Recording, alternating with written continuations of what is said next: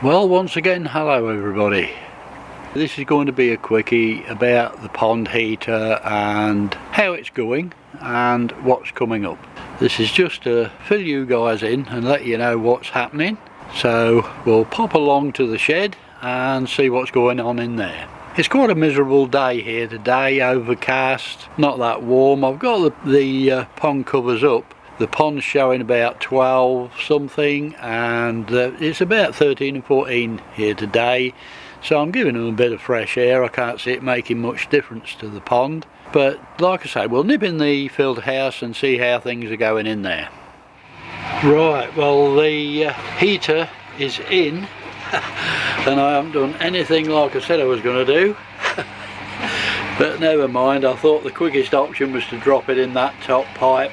Because I'd got to take the UV out anyway, I'd got to renew that pipe. The bottom one's fine, I'd no need to touch that at all. So the easiest way was just to drop it in this top one.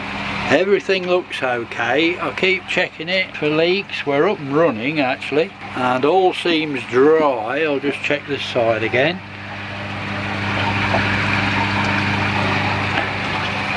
Everything seems dry, so I don't at the moment think we've got any leaks. It's been running about 5 minutes.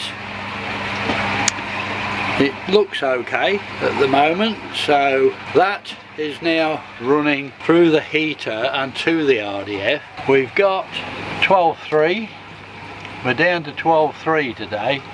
So what I'm going to do now is just put the heater on and see what a difference it makes to that, because obviously the warm water should be going into the RDF. Now unfortunately, you might know, the red light on this is the wrong bulb side, so it's round the back. So I'm going to switch it on now.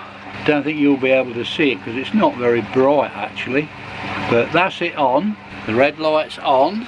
So now we're going to see just how much difference it makes to the temperature in the RDF. So we got 12.3 when I switched it on. So it'll take a while probably. I'll work to 12.4 already. So I'll come back to you guys in 5 minutes. Well guys, we've got 12.6 after about 10 minutes in the RDF, but obviously that's not the temperature of the pond. It's hovering between 12.5 and 12.6, which it was 12.3. We'll see how long it takes to make an impression on that. I've got a thermometer in the pond. It said 12.1 when this said 12.3. So they're not far apart. We'll wait and see how long it takes to make a difference in the pond actually. So I'll leave it running for now and come back with you later. Well guys, it's now 7 o'clock at night. It's dark outside, so I can't show you out there, but every one of my fish is up the shallow end of the pond where the pond return goes back, and all the fish are up that end. It's taken the pond up a degree, so we've gone from 12 to 13 in the pond, and I've got 13.1 here in the RDF. Now I'm going to see if it holds it at 13. I've reduced the temperature slightly, so it just cuts out at just over 13. So let's see if it holds it here. But it's taken it from about 2:30 to 7 o'clock tonight to take it up a degree. So we'll see how it goes. Right guys, I'll just show you this. We've got an outside temperature of 12 degrees here. It's quite windy though, but the outside temperature is 12 degrees. Now we'll nip in the filter house and have a look how things are doing. Right, now the day before yesterday I actually switched the pond heater on. It was running about 12.2 and I wanted to take it up to 13 degrees. So I gave it 24 hours. By 7 o'clock at night it had just about got it to 13, but I left it all that day until about 2:30 in the afternoon, and it had been constant since 7 o'clock at night on 13 degrees. Now once I'd done that, I then plugged it through this power meter, and let's just see what we've got. It's now been, that power meter's been plugged in 24 hours. It's now 20 past 2, so within 5 minutes it's been running 24 hours, this heater. And bear in mind, it's only been holding it at 13, it's not been trying to lift the temperature at all. it's just holding it at 13. Now if we have a look here, it's not cutting at the moment. In 24 hours it's cost me nearly £7, £6.84. It's going to cost about £7 a day to run. It's not even come cold yet in between, but it seems to cut in, run for 45 seconds, cut out again for 45 seconds, then cut back in again for 45 seconds. I mean, the pond temperature must be pretty stable coming from the pond. Why is it cutting in and out that much? The gap between cutting in and out is just way too fine. That's going to cost, well it is costing an arm and a leg. So we're looking at about 50 quid a week, and it's cut back in again, look. This is the wattage, 1934 watts. That is really going to cost something to run that just to keep the pond at 13, so I really don't think we can do that. Right guys, now I came down this morning and it was still cutting in and out like mad, and I thought perhaps my water returning from the pond is dropping temperature or is coming back with a low temperature, so my insulation's not so good. And I thought that was the reason why it keeps cutting in and out. What I actually did was very slightly turned the stat down the merest fraction and it went off. I thought we'll try it at a little bit lower temperature. I was running about 13.3 centigrade and it hasn't cut in at all for the last 2.5, nearly 3 hours. What's going on I really don't know. I only turned it down the smallest fraction. Whether I've got one with a faulty stat on it or what, I don't know.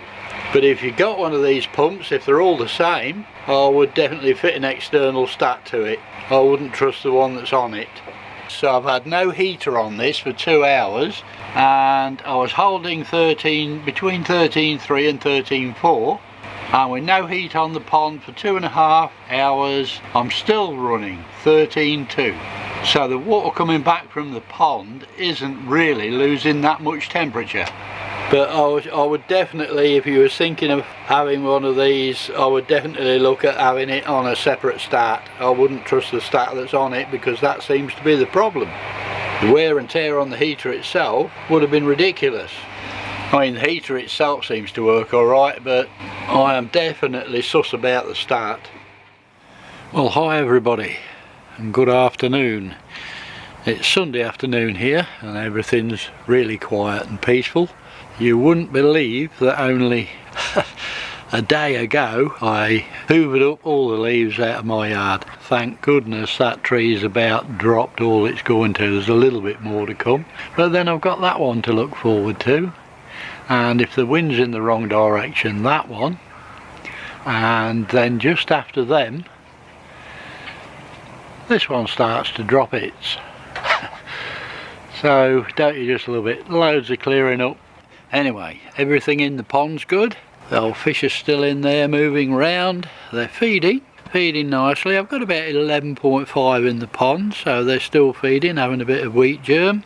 They're fully on wheat germ now. I've taken them off the other food, but all's well in there. They're all doing well. Okay, now what I want to show you is what I'm up to, and as you can see, I've got loads of leaves. That tree there is a right pain in the butt. The little tiny leaves, and they just get absolutely everywhere. Thank God I got my pond covers on. That does keep them out of there. But in the filter house,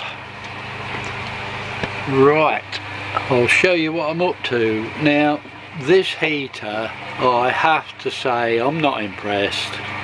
It's a very expensive way. They do say it'll do 2,000 plus gallon pond. To be quite honest, you want a lot of money. If you're going to heat a pond that size with one, you do want a lot of money. They are not economical. I did expect it to be quite high, but between it's not even come cold yet, and between 10 to 12 pound a day is absolutely ridiculous. So I've actually gone for it and have ordered a air source heat pump. The type I've gone for are well sought after, and they're out of stock at the moment, but I've got my order in, so about 2 weeks from now I should be getting it. And what I'm doing at the moment is just I'm wiring in this breaker box just to put it on its own breaker.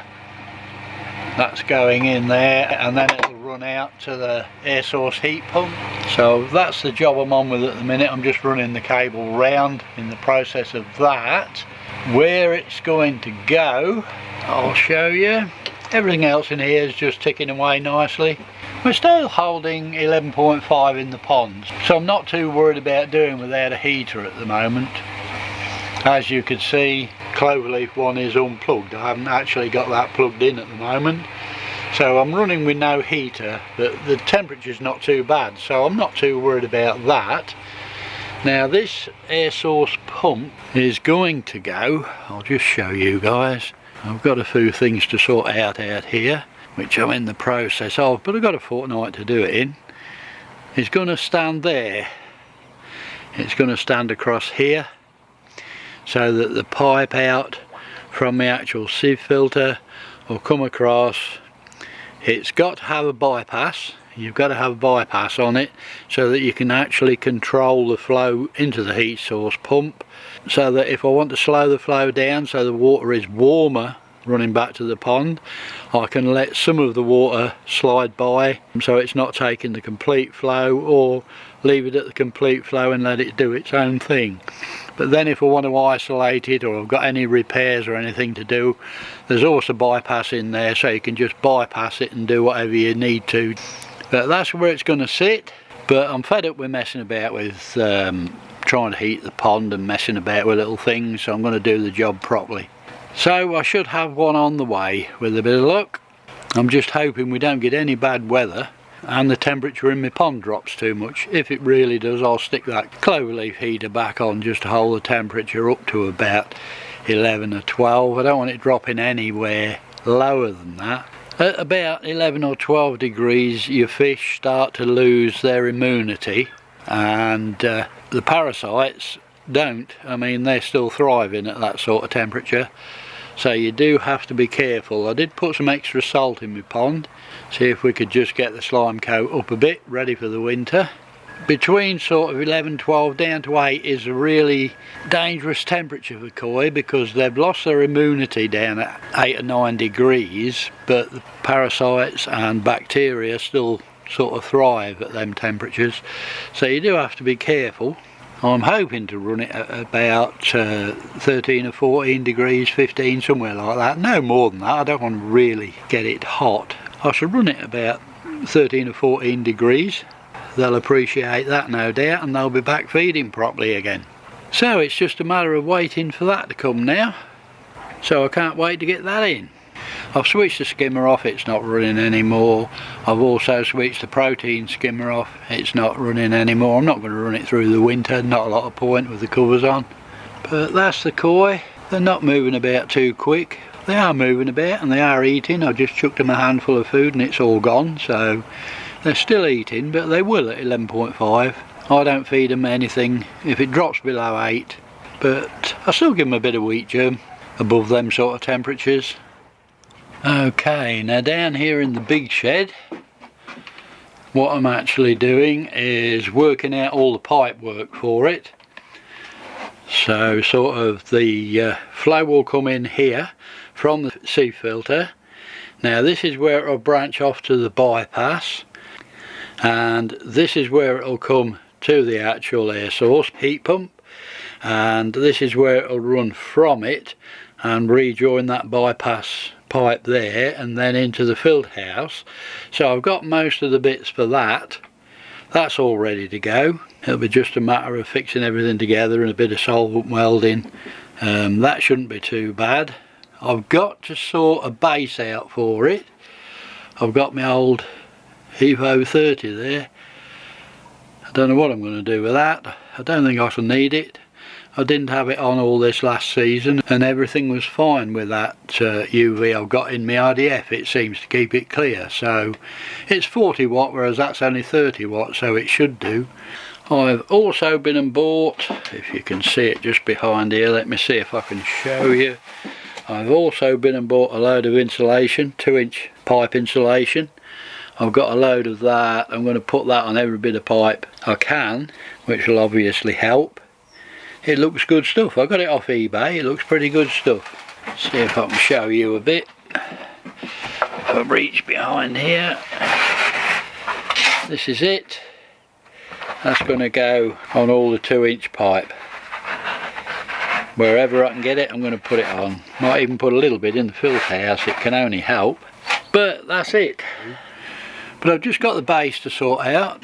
I've got a couple of slabs to get down and position ready to sit it on. But that's where it's going to go. I might move that bush because it's just going to be getting the airflow from the fan of the air source heat pump. It's not going to want to have cold air blown at it all winter. It wouldn't do any good, so I might move that somewhere else. But that's where it's going to sit, just behind the sieve there. I want to put a bit of a shelter over it, so I shall put a little bit of a roof over it just to keep the bad weather off and the snow and rain off it. But yeah, that's where it's going to go, and that's my idea now.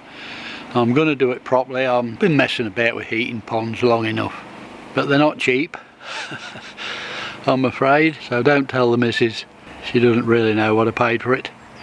Like I say, it's 9 kilowatt output one.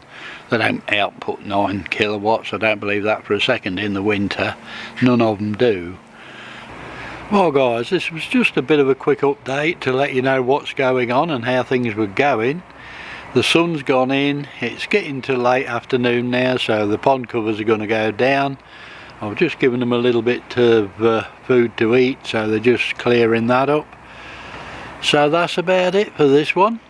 The field next door, I don't know whether you can hear it, they're across the other side at the moment, but the building on that is underway, so we've got that all winter, I would think. So it depends how mild the winter is or not as to how they get on, but we've got that now permanent for quite some time. There's 50 or 60 houses going up there, I think, so we've got that as well. Lovely.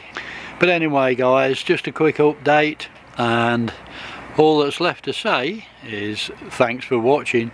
You all take care, and as always, happy ponding.